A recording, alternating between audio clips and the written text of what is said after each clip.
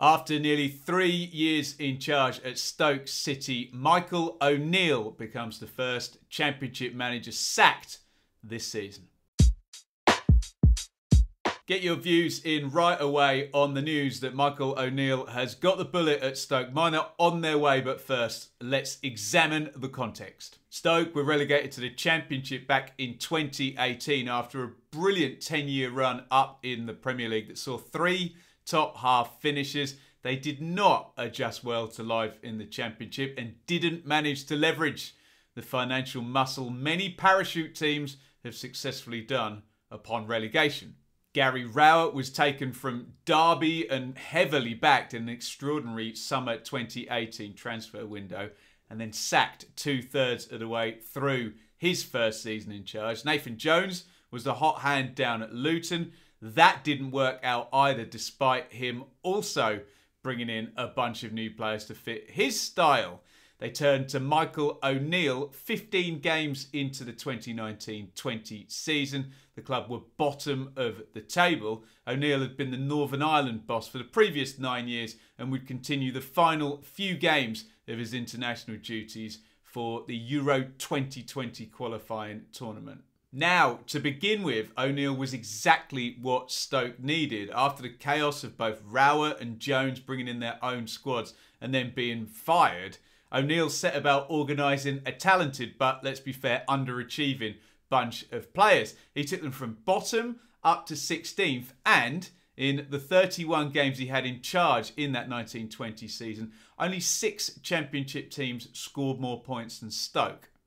We've all had a laugh at my Stoke City pre-season predictions, but mapping that trend upwards from O'Neill's first near whole season, I and many others expected Stoke to be pushing towards the playoffs in his second season in 2020-2021. The club looked more stable on the pitch. They're going into the final year of their parachute payments. The big incomings were no more. That ship had sailed. But O'Neill did shape his squad, and at match day 16 in the 2020-21 season, Stoke were up in 5th place.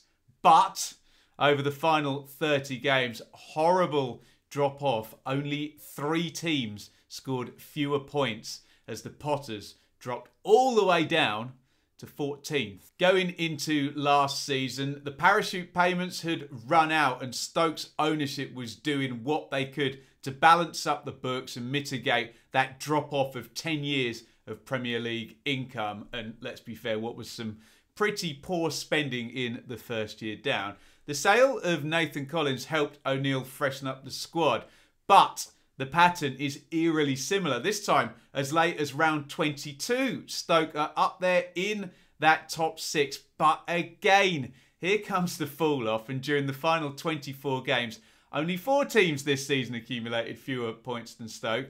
And once again, 14th place is where they ended up. I know we're delivering bad news here for Michael O'Neill, but I've still got to do my job here and ask you to hit the like button and support the channel. Them's the rules. Being we're only 5 games into this current season, it's hard to imagine that this sacking has been based on these first 5 results that have left Stoke just outside the relegation zone.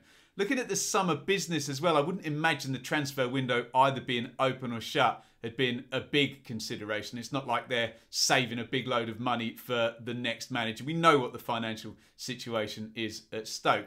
It does feel this could have been done earlier and we've waited until now. Maybe the person that they want to bring in wasn't available in the summer. But if O'Neill was so close to the chop, it does seem that the new guy has got a pretty difficult job navigating this transition with the season already up and running. Looking back on O'Neill's time in charge, look, it's obviously going to be considered a failure. It is what it is. It should be mentioned, though, through no fault of Michael O'Neill's, he inherited a financial situation that was seeing spending shrinking and the club really kind of changing their financial position. Bit of a mess squad-wise. Well, 2 manager squads that he needed to clear up. And of course, Michael O'Neill had to manage through a pandemic. Now look, although I don't have the time or inclination to examine the validity of this point of view, Stoke fans have often told me that Michael O'Neill was particularly unlucky with injuries to key players as well.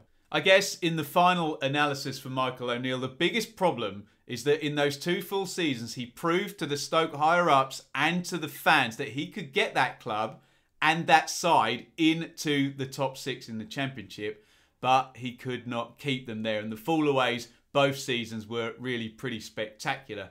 Tactically, as much as it needed a pragmatic, cautious hand to begin with to get this disparate squad just not losing games and move them up the table, that needed to be tweaked, and it felt like stay in shape, don't lose. It felt like other Championship teams evolved past that, and Michael O'Neill didn't move with them. Whether Stoke have moved now and the timing can be explained by the fact that they have an idea or something maybe more tangible on who's going to be the next guy to replace Michael O'Neill, that's not for me to say, other than I'd be surprised if they'd made this move now without a plan. My Twitter is littered with the name Sean Dyche already having retweeted some of the reports of this, so make of that what you will. Before you guys give me your thoughts, to wrap this up, Michael O'Neill, nice guy, it's a shame. He did some good things in arguably trying circumstances, but ultimately probably the right call here and the right time for Stoke to try something and someone new. Let me know what you think in the comments. What did you think of O'Neill's tenure as Stoke manager? Is this the right call? And who should come in now? Please stay with us here on the channel. You can go back in time by clicking here to see exactly what I said when Michael O'Neill was hired as Stoke City manager, and click here to see where the ex-Northern Ireland and now ex-Stoke manager came in my pre-season Championship managerial rankings.